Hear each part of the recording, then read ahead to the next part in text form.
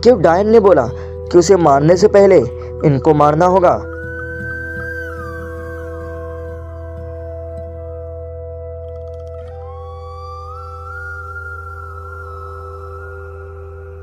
और क्यों उसने बोला कि तुम्हारी मदद स्वयं सात्य दिव्य पुरुष भी नहीं कर सकती।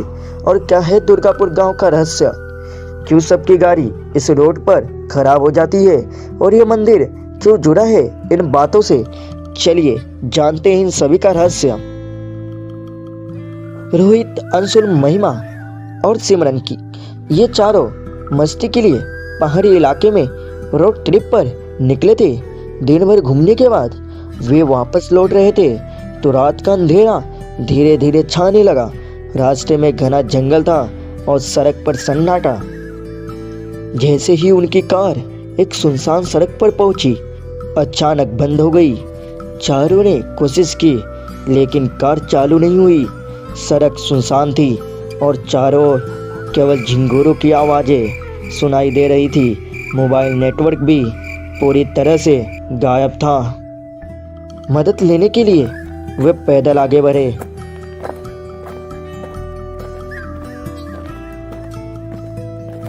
कुछ ही दूर जाने पर उन्हें एक टूटा फूटा बोर्ड दिखा जिस पर दुर्गापुर गांव 2 किलोमीटर लिखा था।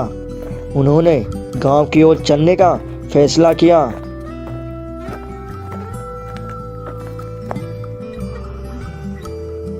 गांव में घुसते ही चारों को अजीब सा महसूस हुआ। वहां की हवा भारी लग रही थी और हर तरफ अंधेरा था। किसी घर में लाइट नहीं थी। जैसे ही वे गांव के अंदर गए, उन्हें महसूस हुआ कि कोई उन्हें देख रहा है। गांव के बीच में एक पुराना कुआं था। अचानक कुएं से एक तेज आवाज निकली जैसे कोई जोर से रो रहा हो। रोहित ने कुएं में झांकने की कोशिश की लेकिन कुएं से निकली हवा ने उसे पीछे खींच लिया। आगे बढ़ते हुए उन्होंने एक घर के पास किसी के चलने की आवाज सुनाई दी।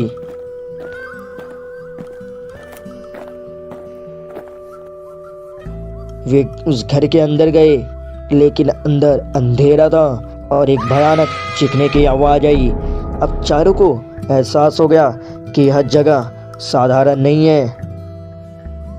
वे गांव से भागने की कोशिश करने लगे लेकिन जैसे मानो उनके पैर एक जगह ही जम गए हों। ऐसा लग रहा था जैसे वे किसी भूतिया जाल में फंस गए हों।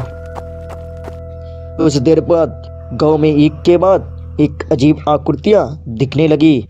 सफ़ेद कपड़ों में लिपटी आकृतियां चारों ओर से उन्हें घेरने लगी। उनके शरीर हवा में तैर रहे थे जैसे लग रहा था कि अब उनकी मौत निश्चित है। तभी एक दिव्य बालक प्रकट हुआ। उसके शरीर पर चमकदार कवच था और हाथ में एक अद्भुत तलवार। उसने एक मंत्र पढ़ना शुरू किया। तभी उसकी तलवार से एक तेज रोशनी निकली जिससे वह सारी की सारी आत्माएं गायब हो गई।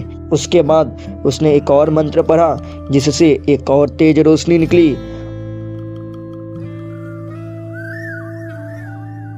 और उन आत्माओं का प्रभाव खत्म हो गया जिससे वह चार वापस जमीन पर आ गए। दिव्य बालक ने कहा, डरो मत, मैं तुम्हारी रक्षा करने के लिए आया हूँ। यह स्थान वर्षों से पाप और अंधकार से भरा हुआ है। तुम लोग अभी यहाँ से निकल जाओ और कभी वापस मत आना। और तुम्हारी गाड़ी भी ठीक हो गई है। उनकी कार सही सलामत मिल गई और चालू हो गई। इस घटना ने उन्हें सिखाया कि कुछ जगहें इंसानों के लिए नहीं होती और कभी कभी हमें अदृश्य शक्तियों पर भरोसा करना पड़ता है। उनके वहां से जाने के बाद गांव में एक डायन प्रकट हुई। उसने दिव्य पुरुष से कहा कि इस बार तो तुमने उन्हें बचा लिया, लेकिन कब तक बचा पाओगे? दिव्य बालक ने कहा, उससे पहले मैं तुम्हारा वध कर दूंगा। उस डायन ने कहा, मुझे मारने के लिए तुम्हें इन्हें मारना होगा।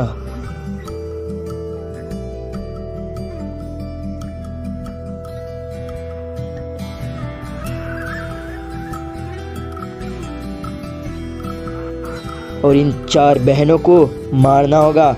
और मेरे अलावा कोई नहीं जानता कि ये सब कहाँ रहते हैं। जाओ पहले उन्हें मारो, उसके बाद मुझे मारना। तुम्हारी मदद तो स्वयं 7 दिव्य पुरुष भी नहीं कर पाएंगे। इतना बोलकर वो गायब हो गई। क्या दिव्य बालक इस डायन को मार पाएगा? और कौन है ये 7 दिव्य पुरुष? जानने के लिए देखिए पार्ट 2।